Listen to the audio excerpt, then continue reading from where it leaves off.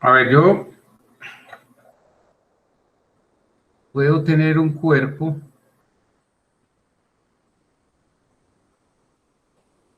digamos como este, sometido a estas fuerzas, digamos F1, F2, y le vamos a poner por aquí un F3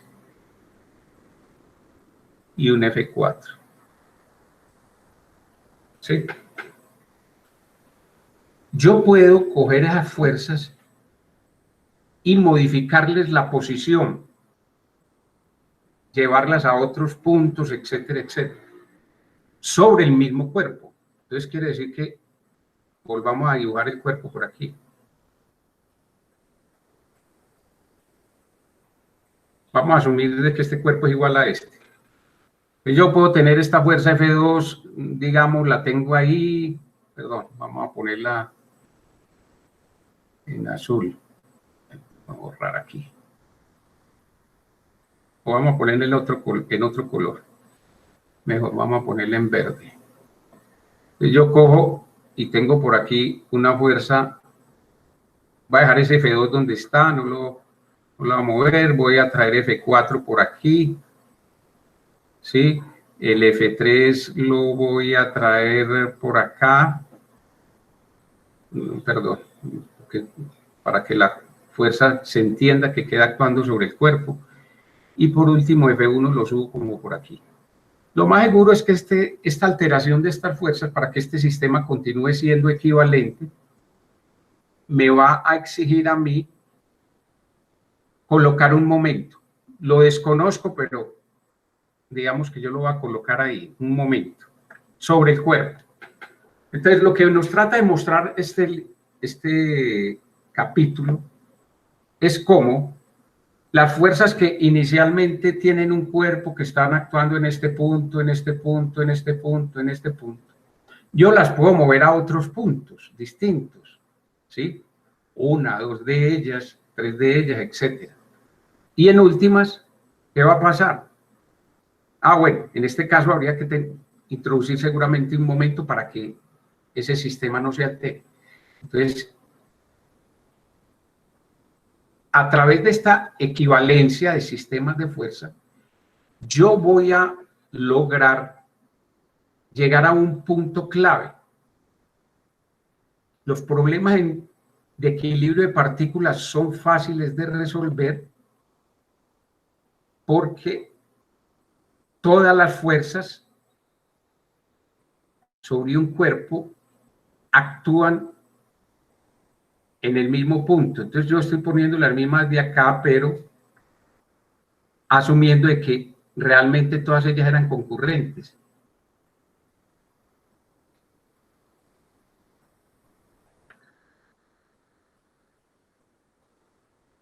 Entonces ahí donde concurren, pues esa sería la partícula. Y este problema es fácil de resolver por una razón. Porque cuando las fuerzas son concurrentes, la ley del paralelogramo o la ley del polígono para suma de vectores se cumple. Quiere decir que existe una única resultante. Cuando las fuerzas no son concurrentes, ya la cosa no pasa. Entonces, este capítulo lo que va a tratar es de llevarlos a ustedes a que hagan que las fuerzas concurran en un punto. Obviamente que para que ese sistema no pierda, continúe siendo equivalente, ¿sí? Hay que introducir momentos. Y eso es lo que básicamente trata el libro. Entonces, aquí simplemente el libro está separando el capítulo 3 como para enseñar a hacer estas transformaciones. Y en el capítulo 4 sí se dedica concretamente a resolver los problemas de equilibrio de cuerpo rígido. Se entiende que ya al ustedes saber hacer esta transformación, pues son capaces de resolver el problema. No sé si hay alguna pregunta o inquietud frente a este punto. Profesor, que ahí lo que nos están queriendo decir es que yo tengo las fuerzas, obviamente no son concurrentes, yo las puedo mover a donde quiera, o sea, no necesariamente por la línea, sino a donde quiera, y solamente tengo que agregar momentos para que el sistema sea igual. Sí, usted lo que tiene que hacer es escoger un punto cualquiera, dentro o fuera del cuerpo. Uno normalmente busca una de esas fuerzas, ya, para no tener que moverlas todas. Y las otras las mueve hacia allá. Pero al usted mover esas fuerzas, el sistema se altera por los momentos que esas fuerzas ejercen con respecto a ese punto. Entonces ahí es donde usted tiene que colocar los momentos que desaparecen cuando esas fuerzas son trasladadas a ese punto. Y eso es lo que vamos a ver realmente en este capítulo. Lo esencial de este capítulo es eso. ¿Listo? Bueno, yo quisiera... bueno, queda claro entonces el porqué del capítulo 3 antes del 4. Y el autor lo separó para de pronto no complejizar un capítulo demasiado largo que se vuelva muy complejo de manejar. Listo. Bueno, a ver qué tenemos aquí en el orden del día. Entonces, ¿por qué el capítulo 3 antes del 4? Yo me voy a saltar esto, porque no nos va a dar tiempo. ¿Sí? Si quisiera hacer es como una revisión de los numerales a través de estas diapositivas. Bueno, estas diapositivas se empezaron a desarrollar pues con objetivo de esta virtualidad que estamos viviendo. Tienen sus falencias, hay algunas que no las logré completar. Bueno, vamos a ver si aquí de pronto entre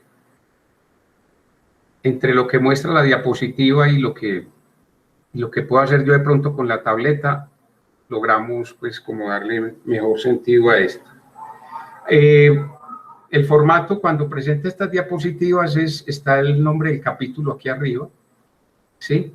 Los numerales gruesos que maneja el capítulo, o sea, los que aparecen en rojo, y el que está resaltado es el que se va a mirar en este momento, pues para,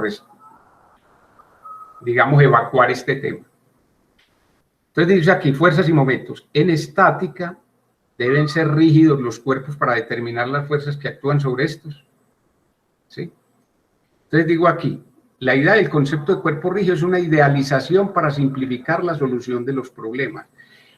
Creo que todos ustedes han tenido oportunidad de ir a una piscina y tener y montarse en unos trampolines de estos de tabla, digámoslo así, y ustedes se dan cuenta que esa tabla se flecta. Ahora bien, esa flexión lo que nos está mostrando es que ese cuerpo no es rígido completamente, ¿cierto? La pregunta ahí es, entonces yo no podría resolver las fuerzas que actúan en estos apoyos de la tabla de ese trampolín porque esto se flectó. Yo diría no es necesario por una razón muy simple. La deformación que se presenta acá es muy pequeña como para que altere la representatividad del cálculo que uno hace asumiendo de que el cuerpo es rígido. Ahora bien, un resorte o un caucho o una goma elástica, pues digámoslo así, ya eso sí manejan un nivel de deformación tan alto que a ese pues sí definitivamente seguirlo considerando rígido ya no tiene sentido. Entonces eso pues como para que nos quede claro aquí en la lectura de este capítulo. ¿Cuáles son los tipos de movimiento que puede asumir un cuerpo rígido cuando se rompe la condición de equilibrio estático? Entonces, básicamente son dos, ¿sí?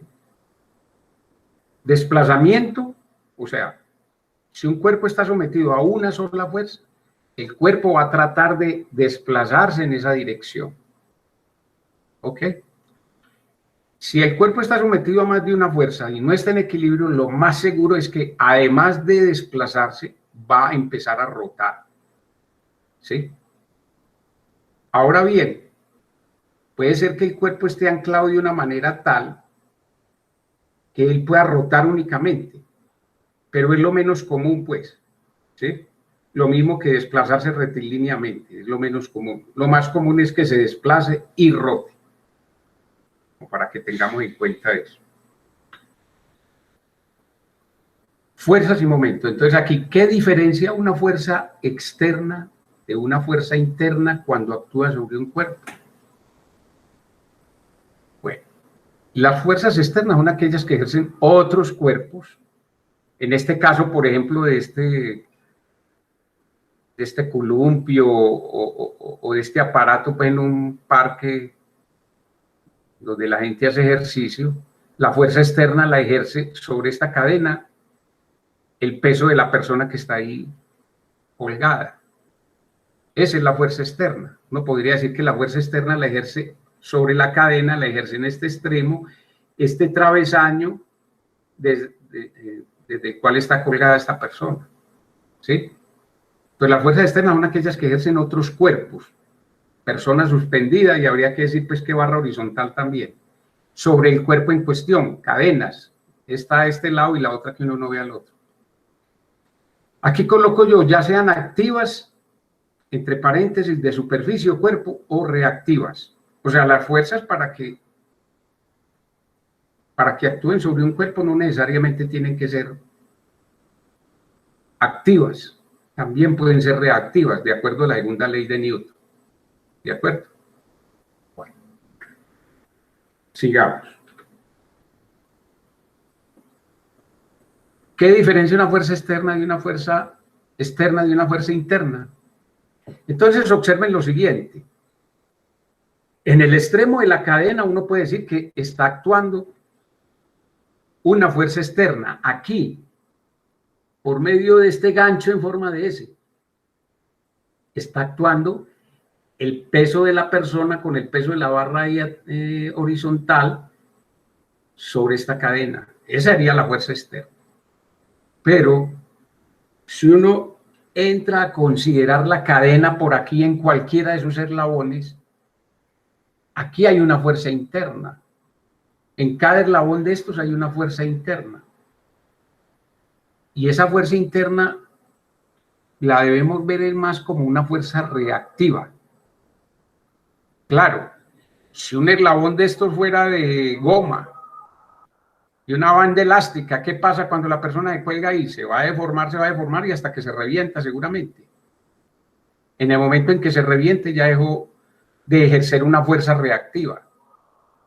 Esto como son cuerpos tan rígidos, pues pocos se deforman con el peso de una persona. Entonces, las fuerzas internas son aquellas que impiden que un cuerpo se deforme o rompa bajo la acción de otras fuerzas. De cierto modo, estas fuerzas deben ser vistas como fuerzas reactivas, ¿sí?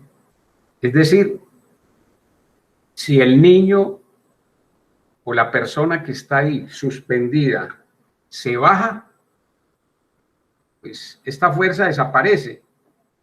O sea, la fuerza externa desaparece. E inmediatamente la fuerza reactiva también va a desaparecer, ya no está ahí. ¿Sí?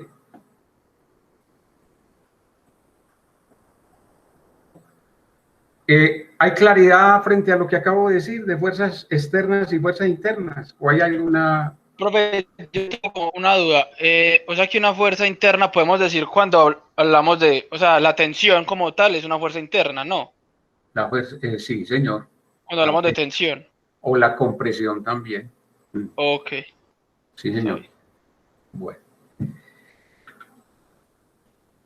Este principio de transmisibilidad, ¿en qué consiste? Pues creo que algunos ya lo han visto, o otros a lo mejor también lo intuyen. Las condiciones de equilibrio o movimiento de un cuerpo rígido no cambian cuando una fuerza que actúa en un punto dado se reemplaza por una fuerza F', siempre que dichas fuerzas tengan la misma magnitud, la misma línea de acción y la misma dirección.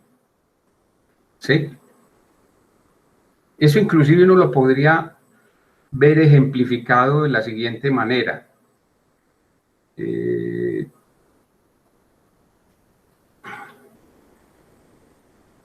Piensen que ustedes tienen una A ver un momentico aquí.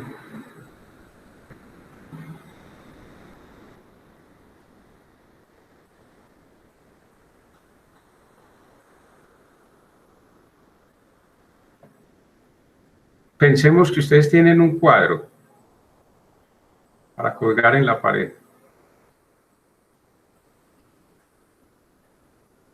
O inclusive podría ser hasta un tablero. Uy, ¿qué pasó aquí que vino todo esto para acá? Uf.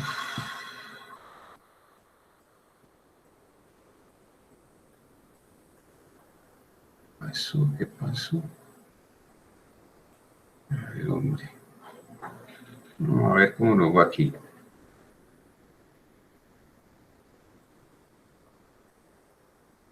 A ver, pensemos en un tablero. Normalmente estos tableros los anclan a través de un punto acá y otro punto acá que lo sostiene. ¿Sí? Digamos, eso estuviera ahí con cuerdas y colgado, no podría decir que el tablero ahí va a permanecer. De pronto va a haber una fluctuación. Yo voy a dejarlo de la cuerda como para entenderlo más fácilmente. Sí, digamos que aquí está el tornillo. Y aquí está el otro tornillo, y aquí se pega el tablero. Si yo desplazara este punto hasta acá, o hasta acá, mejor dicho, si yo hago que esta fuerza que sostiene el tablero en esta parte derecha, en vez de ubicarla acá, la ubico acá, la ubico acá, la ubico acá, siempre y cuando ella esté sobre la misma línea de acción, ese tablero, esta fuerza no va a sufrir ningún cambio y el tablero en principio tampoco va a tener ningún problema. Y lo mismo con esta.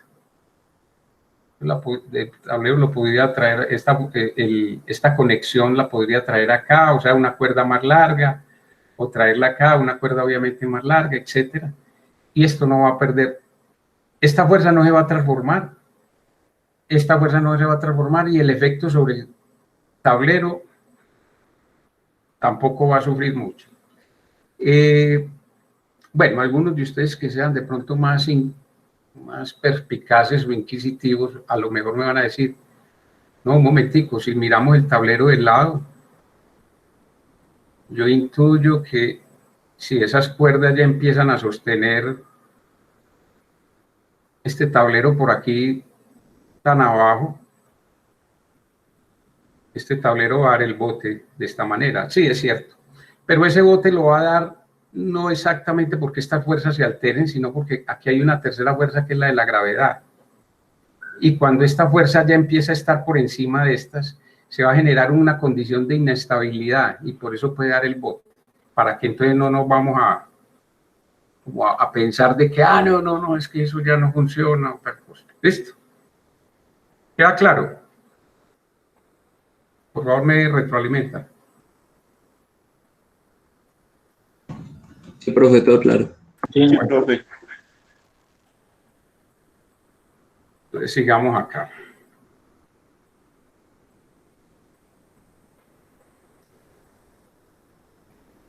Dentro de lo que tocaba, pues, como revisar para hoy está esto de cómo se define el producto vectorial de dos vectores.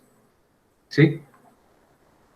Y, a ver, yo quiero aquí hacer alusión a lo siguiente. Esto es un concepto matemático que de alguna manera nació de la necesidad de resolver lo que es el momento de una fuerza con respecto a un punto. ¿Sí? Digamos que la matemática, creo que hasta principios del siglo XIX estuvo muy ligada al jalonamiento que le daba la realidad. Luego ya el nivel de abstracción que cogió la matemática se disparó solo e inclusive ahora lo que hacen es que, como ocurrió creo con la relatividad de Einstein, encontró fue un desarrollo matemático que se acomodaba a esa realidad relativista. Entonces, esto es como para que ustedes entiendan que, pues, si de pronto lo ven caprichoso, Entiendan, esto se hizo fundamentalmente para poder ser operativos con el manejo de los momentos y los vectores inicialmente. Entonces, esto creo que es repaso para ustedes. Hay una forma de expresarla, ¿cierto? El producto cruz o producto vectorial entre los vectores es igual a el producto de sus magnitudes por el seno del ángulo que hay entre ellos. Entonces, si yo tengo el vector P y el vector Q acá, ¿sí?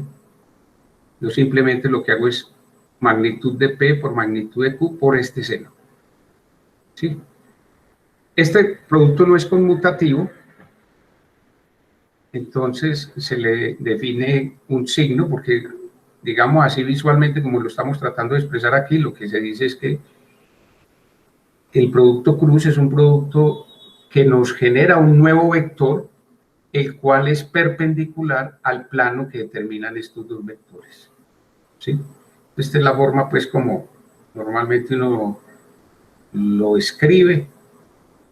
Esta es una forma de calcularlo, pero también existe otras formas, como lo vamos a ver más adelante. De todas maneras, aquí hablan de que este producto cumple la propiedad distributiva y cumple la propiedad asociativa, ¿sí? No la conmutativa. Mire que aquí, si yo invierto el orden de los factores, tengo que anteceder el signo menos. ¿Sí? Profe, pero es que ahí hay un diferente en la asociativa. ¿Qué pasó? No cumple la asociativa, profe.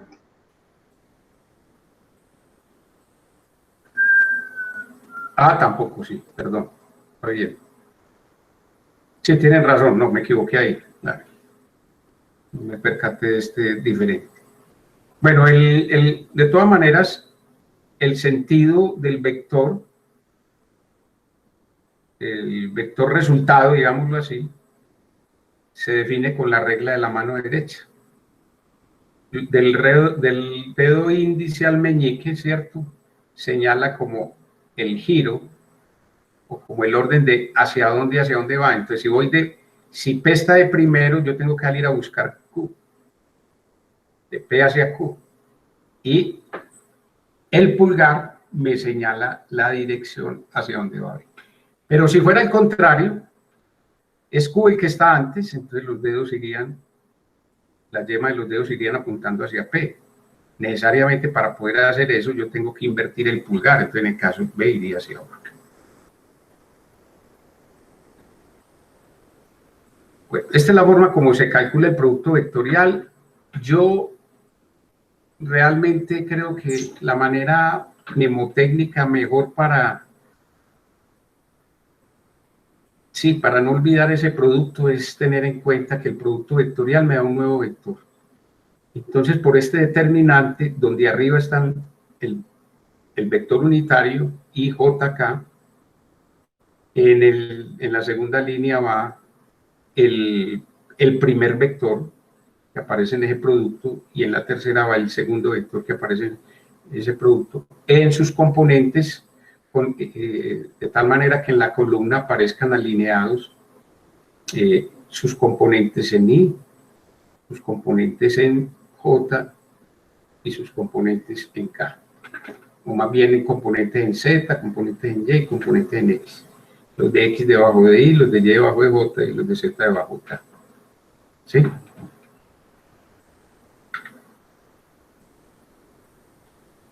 Entonces, mire que el libro básicamente lo que hizo fue definir todo este producto vectorial o presentar el producto vectorial para definir mucho más fácilmente el momento de una fuerza con respecto a un punto. Dice aquí cómo se define el momento de una fuerza respecto a un punto. Pues la magnitud de m sub 0 mide la tendencia de la fuerza a hacer rotar al cuerpo alrededor de un eje fijo a lo largo de m sub 0, el cual es perpendicular al plano que establecen los vectores R y F. R y F. ¿Sí? Entonces, yo tengo sobre un cuerpo actuando una fuerza F, digamos sobre esta forma de elipsoide, tengo una fuerza F, y yo quiero saber cuál es el momento de esa fuerza con respecto a este punto. O yo fijo un vector posición, un vector distancia, ahí donde estoy aplicando la fuerza. Y estos dos vectores me definen un plano. Ese vector momento va a ser perpendicular a ese plano. Y aquí va a ser el producto de R cruz F, porque simplemente yo este vector lo desplazo para que los orígenes coincidan. ¿Cierto? Entonces aquí quedaría el ángulo que aparece ahí como teta. En términos prácticos uno no hace esto con este ángulo teta, salvo que se lo den. Bueno, muy bien.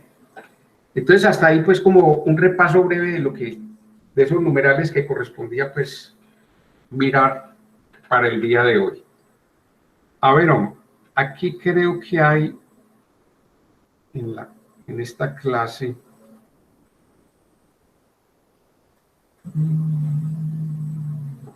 tenemos presentar los ejercicios 3.13 y 3.14. A ver, rápidamente vamos a hacer eso, a ver si no nos agarran las 10 aquí. La idea es que ustedes trabajen estos ejercicios, pero entonces antes de abordar esto, por favor tengan en cuenta que para la próxima clase ustedes me van a leer los numerales 3.2a a 3.2c. Van a revisar ese problema resuelto 3.5 y estos ejercicios que voy a presentar ahorita. Van a tratar de resolverlos, ¿sí? Las inquietudes que surjan, vamos a intentar resolverlas con sus... Por favor, trabájenlo y las inquietudes que les surjan, las trabajan con sus compañeros. Y las otras, pues, miramos aquí el próximo martes, como les acabo de ir. ¿Listo? Entonces, voy a mirar esos problemas 3.13.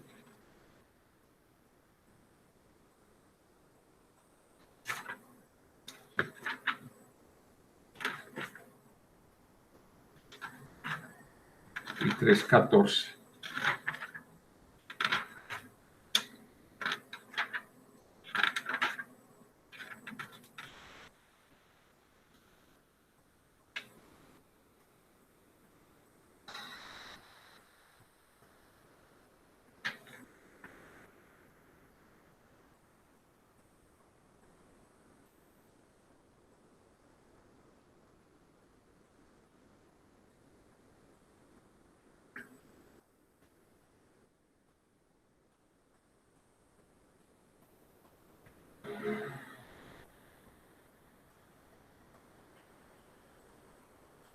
Entonces el problema 3.13,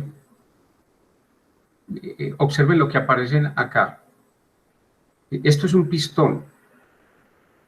Y esto que tenemos aquí es un mecanismo biela-manivela. Este es un mecanismo muy utilizado a nivel de motores de combustión interna, de compresores, de algunos tipos de bombas, etc. Entonces vamos a mirar lo que dice el problema 3.13. Y 3.14. Se sabe que la varilla de conexión AB,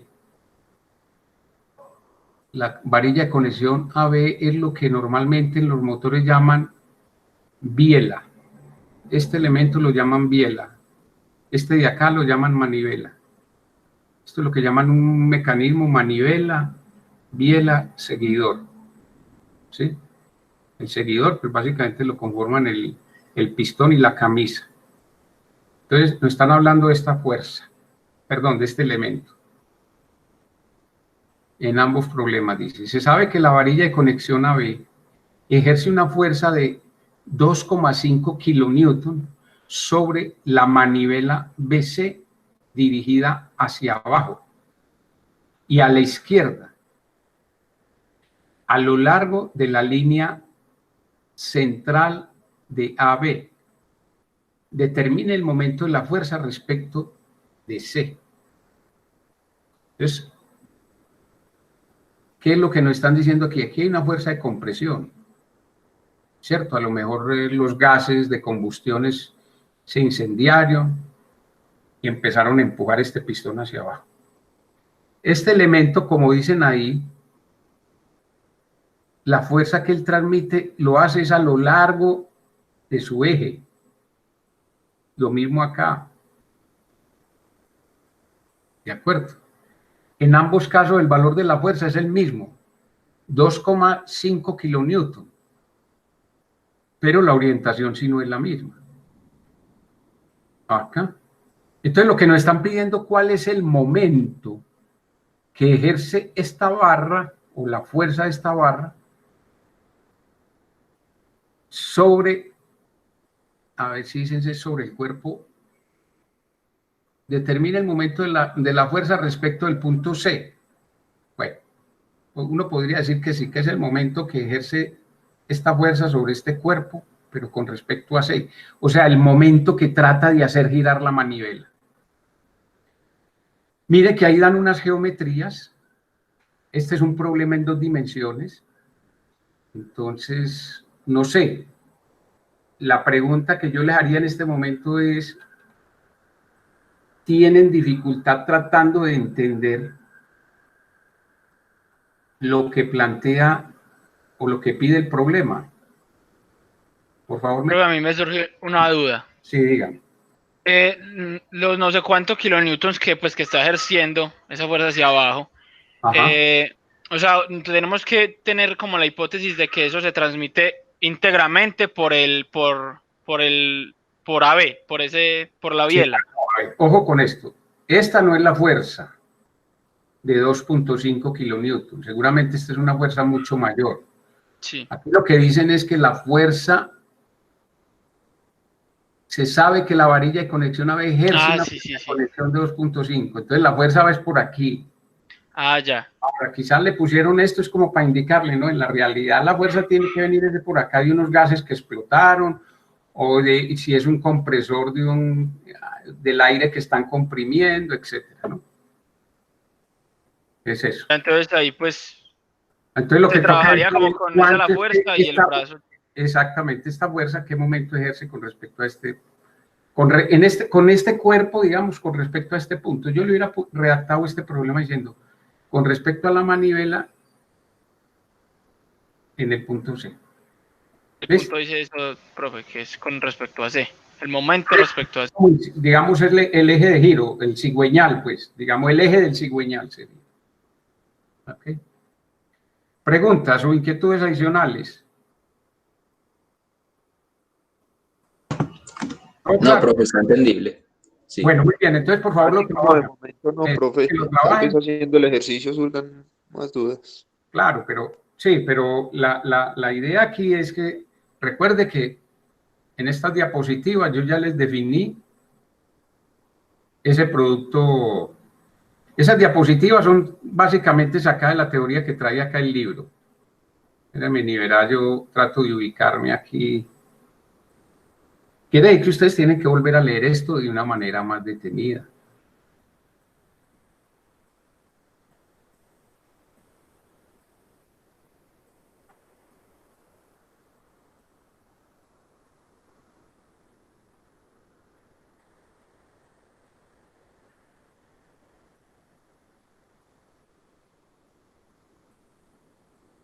¿Sí? Mire, aquí está la definición, vea.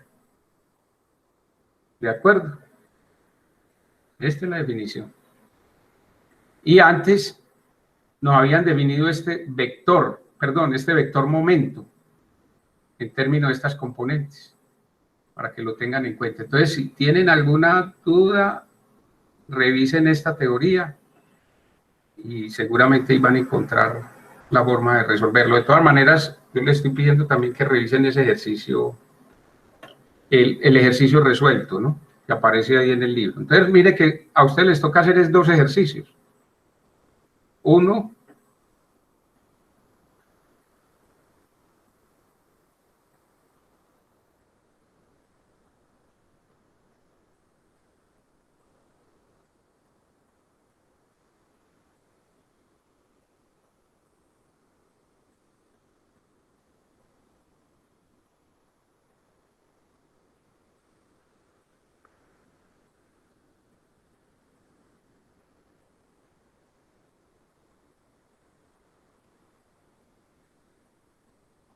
ustedes les toca hacer un ejercicio. Uno cuando esta manivela está en esta posición y otra cuando la manivela está en esta posición. ¿Ok? Bueno, entonces vamos a dejar ahí por hoy. ¿Está bien? Listo, profe, está bien. Muchas gracias. Bueno, profe, entonces la próxima clase hay evaluación del capítulo 2. ¿cómo? La próxima clase tenemos evaluación del capítulo A ver, 2. ¿qué dice?